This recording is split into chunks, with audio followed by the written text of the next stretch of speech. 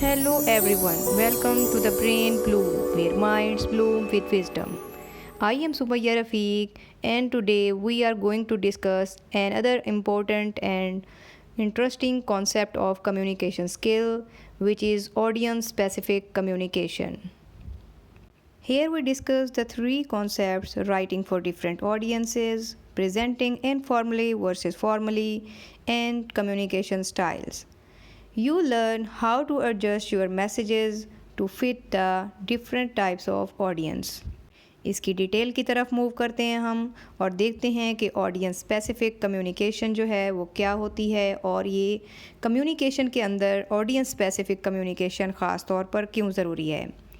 Audience specific communication का मतलब होता है कि adjusting your message to suit the characteristics of the audience, कि अकॉर्डिंग टू ऑडियंस आपने टेलर करना है अपने मैसेज को। It includes understanding who your audience is, adjusting your language, tone and content to fit their needs, ensuring your message resounds with the audience and holds their attention. So audience specific communication basically यही चीज़ ensure करती है कि आपने clear understanding create कर दी है और आप इंगेज कर रहे हैं अपनी ऑडियंस को, या जिसके लिए आप मैसेज पहुंचाना चाह रहे हैं, जिसको मैसेज देना चाह रहे हैं, वो मैसेज आपका उसी ऑडियंस को स्पेसिफिकली पहुंच चुका है और आप जिस मकसद के लिए वो कम्युनिकेशन करना चाह रहे थे, वो जो पर्पज़ है आपका, आपने उसको अचीव कर लिया है।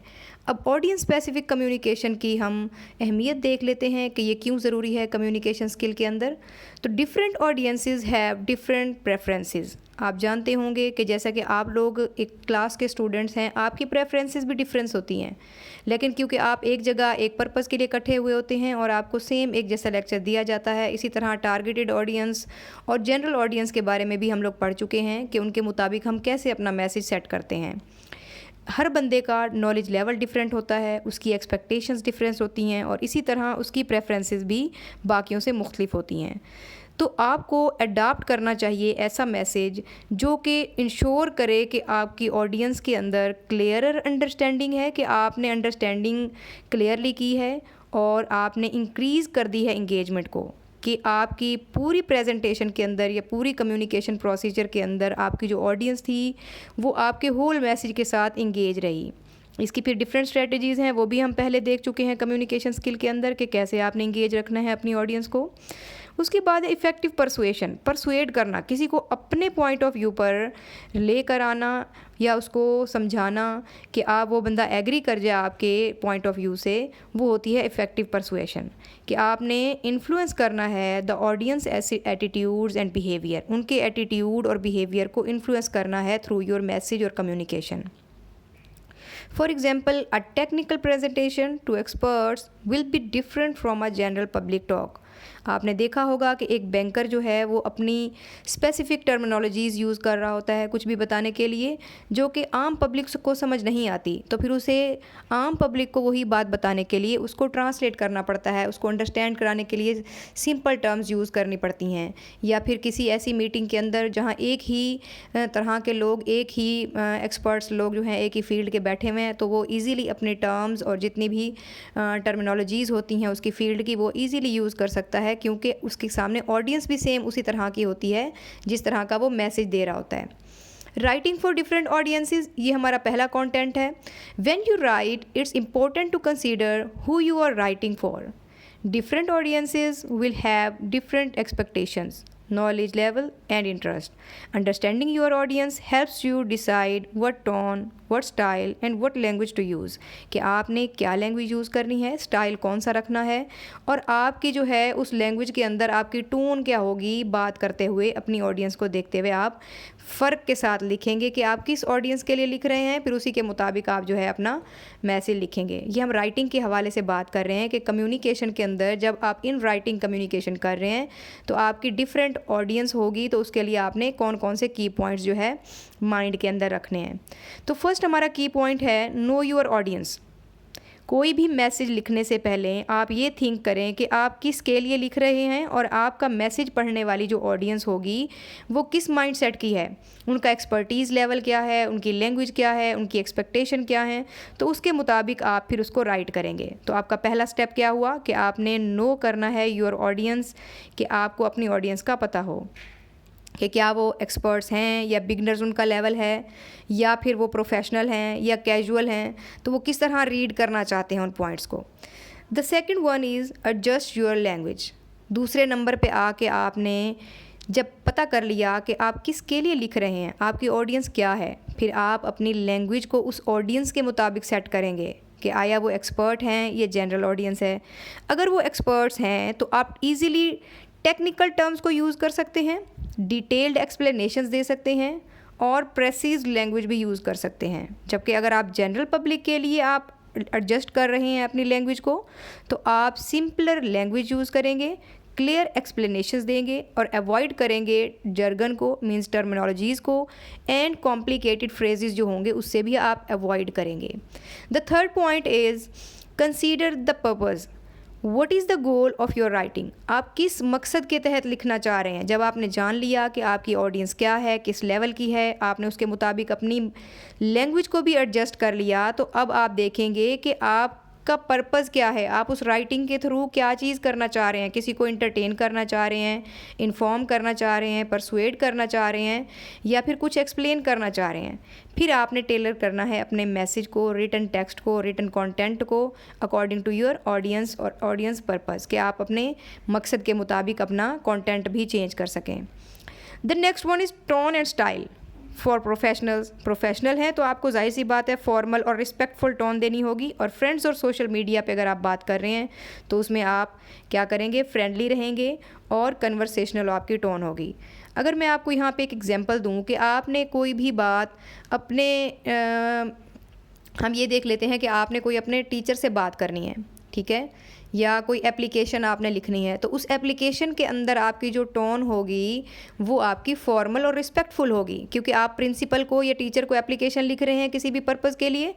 और इसी तरह अगर आप एक लेटर टाइप कर रहे हैं किसी फ्रेंड को कुछ बोरो करने के लिए या फिर कोई मुबारकबाद देने के लिए, तो वहाँ आप फ्रेंडली टोन होगी आपकी और कैजुअल रहेंगे। फर्स्ट कंटेंट के अंदर हमने राइटिंग फॉर डिफरेंट ऑडियंस के हवाले से बात की और उसके की पॉइंट्स को देखा, जिसमें हमने पहले अपने ऑडियंस के बारे में जाना लिखने से पहले, फिर हमने अपनी लैंग्वेज उसके मुताबिक एडजस्ट की, फिर पर्पस हमने कंसीडर किया, देन टोन एंड स्टाइल को देखते हुए हमने राइटिंग की या राइट किया अपना मैसेज या जो भी कम्युनिकेशन आप करना चाह रहे हैं उसके हवाले से। The second content is presenting informally versus formally. अब इन दोनों वर्ड से आप फेमिलियर होंगे, क्योंकि हम इसके पहले 8 वीक्स भी कर चुके हैं कि फॉर्मल और इनफॉर्मल क्या होता है। आपकी टोन कि इनफॉर्मली जो टोन होती है उसमें आप ज़रा फ्रेंडली रहते हैं, जबकि फॉर्मली में आप ज़रा रिस्पेक्टफुल वे से बात करते हैं। Formal communication and informal communication differ in tone, structure and vocabulary. Understanding when to use each style will help you to communicate effectively. Formal communication में हम देख लेते हैं कि इसको आपने कब यूज़ करना है। In professional settings, business communication और when addressing someone you don't know well. या तो आप बिज़नेस कम्युनिकेशन में इसको यूज़ कर सकते हैं, या आप किसी को एड्रेस कर रहे हैं जिससे आप फेमिलियर नहीं है, वो बंदा आपके लिए अननोन है, तो आप स्टार्ट में फॉर्मल टोन यूज़ करेंगे। हाँ, ये हो सकता है कि जब आप उससे ज़रा फ्रेंडशिप बिहेवियर में आ जाएं या ज़रा रिलैक्स हो जाए इन्वायरमेंट, तो फिर आप उस सिचुएशन में आप फॉर्मल से इनफॉर्मल पर भी जंप कर सकते हैं। लेकिन स्टार्ट में जब आप किसी अनजान बंदे से बात कर रहे होते हैं तो ज़रा तहज़ीब या रिस्पेक्टफुल वे में जाके बात कर रहे होते हैं और आप जो है फॉर्मल रहते हैं। फॉर्मल कम्युनिकेशन के करैक्टरिस्टिक्स को डिस्कस कर लेते हैं। Full sentence with proper grammar. आप फुल सेंटेंसेस का यूज़ करेंगे, प्रॉपर ग्रामर को यूज़ करेंगे और पोलाइट रहेंगे और रिस्पेक्टफुल टोन में जो है आप बात करेंगे। या राइटिंग में भी हैं तो आप इन राइटिंग भी आप पोलाइट और रिस्पेक्टफुल टोन का यूज़ करेंगे। प्रोफेशनल वोकैबुलरी का यूज़ होगा और फ्रेजिंग का। स्ट्रक्चर्ड फॉर्मेट, जब भी आप फॉर्मली कुछ कम्युनिकेट कर रहे हैं लाइक ईमेल्स, रिपोर्ट्स और ऑफिशियल लेटर्स, तो आप उसका स्ट्रक्चर जो है वो फॉलो करेंगे जो कि ऑलरेडी एग्जिस्ट कर रहा है। आप उस फॉर्मेट के अकॉर्डिंग जो है कम्युनिकेशन करेंगे और इसको हम कहेंगे कि ये फॉर्मल कम्युनिकेशन है। फॉर्मल कम्युनिकेशन के अंदर आपने अभी देखा कि फॉर्मल कम्युनिकेशन हम तब यूज़ करते हैं जब तो किसी प्रोफेशनल सेटिंग में हम होते हैं या बिज़नेस कम्युनिकेशन कर रहे होते हैं या फिर किसी ऐसे बंदे को हम एड्रेस कर रहे होते हैं जिससे को हम नहीं बिल्कुल जानते। और इसकी हमने करेक्टरिस्टिक्स देखी कि फुल सेंटेंस का यूज़ करेंगे, प्रॉपर ग्रामर का, पोलाइट रिस्पेक्टफुल टोन होगी, प्रोफेशनल वोकेबलरी होगी। For example, writing an email to a person who is unknown या आ बिजनेस डीलर, तो आप उसके लिए लिखेंगे कि डियर मिस्टर, जो भी नाम होगा आप वो यूज़ करेंगे। I hope this email finds you well. I would like to follow up on the meeting schedule for next week, कि नेक्स्ट वीक में जो मीटिंग स्केड्यूल हुई है उसके लिए आपसे हम फॉलो अप लेना चाह रहे हैं। Got it. अब हम डिस्कस कर लेते हैं कि इनफॉर्मल कम्युनिकेशन। फॉर्मल में आपने देखा कि आपने रिस्पेक्टफुल टोन यूज़ करनी है और आपने फॉर्मल रहना है, जबकि इनफॉर्मल में आप देखें, इनफॉर्मल को आप कब यूज़ करेंगे, जब आप कैजुअल कन्वर्सेशन कर रहे होंगे। किसके साथ? या तो फ्रेंड्स के साथ, या फैमिली के साथ, या अपने कलीग्स के साथ, या फिर उन लोगों के साथ जिनको आप अच्छे से जानते हैं, जिनकी आदतों से, जिनके बिहेवियर से आप अवेयर्ड हैं। ओके। अब इसके करेक्टरिस्टिक्स क्या हैं कि आप शॉर्टर कम्युनिकेशन करेंगे, कन्वर्सेशनल सेंटेंसेस का यूज़ करेंगे कि अपनी टर्न पे बोलेंगे, एक को जवाब देंगे, उसके अकॉर्डिंग आप जो है बिहेव करेंगे। फ्रेंडली और रिलैक्स्ड टोन होगी आपकी, और आप यूज़ करेंगे स्लैग का और एब्रीविएशंस का, क्योंकि आपका जो फ्रेंड है, जो आपका कलीग है, वो आपके लेवल का है और वो भी उन टर्मिनोलॉजीज़ को जानता है जो टर्मिनोलॉजीज़ आप यूज़ करने जा रहे हैं। लेस स्ट्रक्चर्ड होगी और इवन कैजुअल फॉर्मेट होगा। इसके लिए कोई प्रॉपर फॉर्मेट नहीं होगा या फिर कोई समझ लें स्टैंडर्ड रिटन फॉर्मेट नहीं होगा जिसको आपने फॉलो करना है। लाइक टेक्स्ट मैसेजेस आप अपने फ्रेंड्स को कर रहे होते हैं या कोई पर्सनल ईमेल्स भेज रहे होते हैं अपने फ्रेंड्स को, तो आप उसमें इनफॉर्मल रहते हैं। For example, in informal email आप लिखेंगे हाय। अब देखें यहाँ पे आपने कोई रिस्पेक्टफुल वे नहीं दिया, कोई मिस्टर, कोई रिस्पेक्टेड सर या रिस्पेक्टेड मैम। आप कह रहे हैं hi John, just wanted to check in about the meeting next week. आप उसको बता रहे हैं कि नेक्स्ट वीक की मीटिंग के लिए लेट मी नो। अब देखें यहाँ पे आपकी टोन भी जो थी वो इनफॉर्मल थी। आपने फ्रेंडली और रिलैक्स्ड टोन में बात की और शॉर्टर कन्वर्सेशन की, और आपने टू द पॉइंट बात करके, और कोई स्ट्रक्चर्ड फॉर्मेट भी आपने यूज़ नहीं किया। तो ये है आपकी इनफॉर्मल कम्युनिकेशन। सेकंड कंटेंट में हमने इनफॉर्मली और फॉर्मली जो है प्रेजेंटिंग देखी कम्युनिकेशन की। The third content is related to communication style. So let's discuss in detail. Different people have different ways of communicating, known as communication style, जिसको हम communication style कहते हैं। इवन आप ने देखा होगा या फिर आपने एक्सपीरियंस किया होगा कि जब आप क्लास में पढ़ रहे होते हैं या आप डिफरेंट टीचर्स जो हैं आपका लेक्चर लेने आते हैं, तो आपने देखा होगा हर बंदे का पढ़ाने का स्टाइल डिफरेंट होता है, जिसको हम कहते हैं फ़लाँ टीचर इस तरह पढ़ाते हैं, फ़लाँ टीचर इस तरह पढ़ाते हैं। तो वो बेसिकली उनका कम्युनिकेशन स्टाइल होता है जो कि डिफ़र कर रहा होता है। It's essential to adopt your communication style depending on your audience and the context of your message. बाज़ औक़ात अगर आप एज अ कम्युनिकेटर बात कर रहे हैं तो आपके लिए ज़रूरी है कि आप अडाप्ट करें कोई ऐसा कम्युनिकेशन स्टाइल जो कि आपके ऑडियंस के मुताबिक एडजस्ट कर रहा हो, या फिर उस सिचुएशन के अंदर जिस सिचुएशन में आप जो है कम्युनिकेशन करने जा रहे हैं। Now we are going to discuss about the common communication style. The first one is assertive. नाम से ही जाहिर हो रहा है assertive. This is a clear and respectful way of communicating your thoughts, feelings and needs without being too aggressive or passive. आप कोई भी communication कर रहे हैं तो उसमें आपकी थॉट्स, फीलिंग्स और नीड्स जो हैं वो क्लियरली कम्युनिकेशन के ज़रिए जो हैं वो पहुंचाई जा रही हैं। इसमें आप एग्रेसिव नहीं हैं, पैसिव नहीं हैं।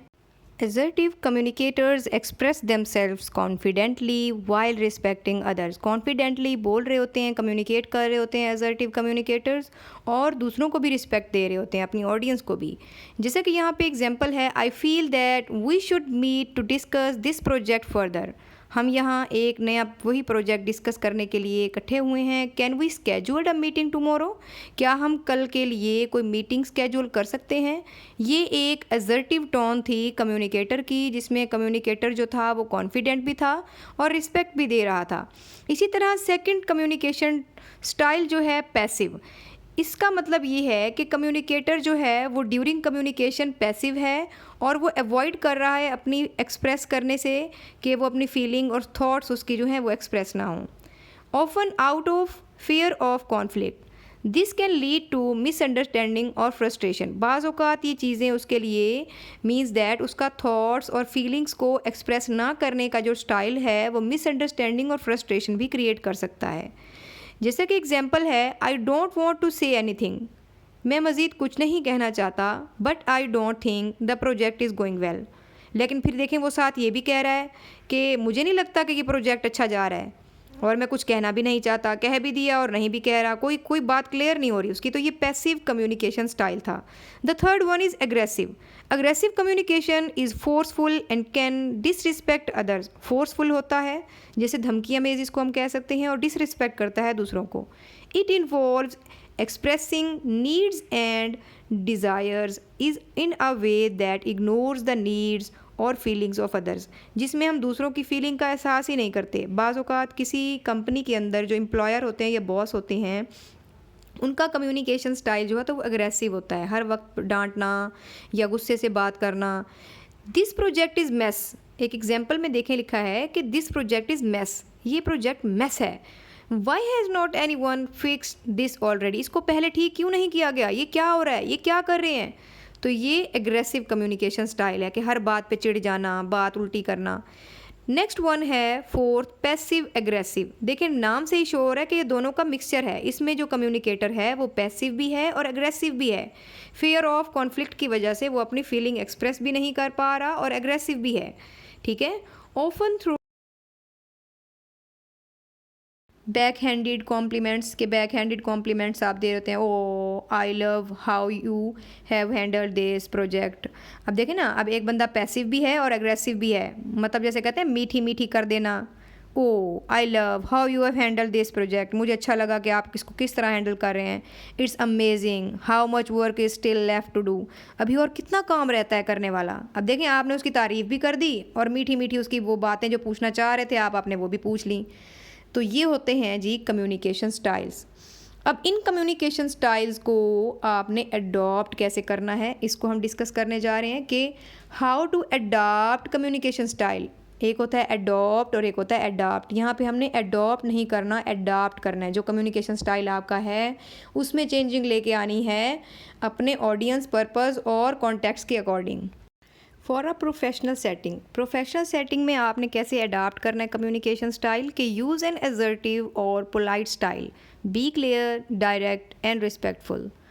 फॉर पर्सनल कन्वर्सेशन में आपने फ्री फील करना है, बी मोर कैजुअल और फ्रेंडली, और अवॉइड करना है बीइंग टू एग्रेसिव और अनकंसर्न्ड, कि आप अनकंसर्न ना रहें और एग्रेसिव ना हों। फॉर पब्लिक स्पीकिंग और प्रेजेंटेशंस, इसमें आप अडाप्ट करेंगे your style based on the audience, के जिस तरह की आपकी ऑडियंस होगी उसी तरह का आप कम्युनिकेशन स्टाइल जो है वो अडाप्ट करेंगे। अब देखें आपने सीखा कि प्रोफेशनल सेटिंग में आपने किस तरह का कम्युनिकेशन स्टाइल अडाप्ट करना है, पर्सनल कन्वर्सेशन में कैजुअल और फ्रेंडली, और फिर पब्लिक स्पीकिंग और प्रेजेंटेशंस के अंदर आपने communication style according to your audience और अकॉर्डिंग टू योर पर्पस जो है अपना कम्युनिकेशन स्टाइल वो अडॉप्ट करना है। Your practical work is that write an audience analysis, deliver speeches to different types of audiences, get feedback to improve your message adaptation। कि आपने feedback लेना है अपने कलीग से और अपने टीचर से कि आपका मैसेज स्टाइल जो अडाप्टेशन है वो कितना इम्प्रूव हुआ है पहले से अब तक। तो ये आपके लिए प्रैक्टिकल वर्क था जिसको आप प्रैक्टिस करने से अपना कम्युनिकेशन स्टाइल मज़ीद इम्प्रूव कर सकते हैं। So conclusion of the whole discussion is that by understanding who you're communicating with, choosing the right tone and adjusting your style accordingly, you can communicate more effectively in different settings or contexts of communication. I hope you learned something new and interesting. So stay blessed and tune for more exciting content from this channel. Brain Bloom, where minds bloom with wisdom. Goodbye.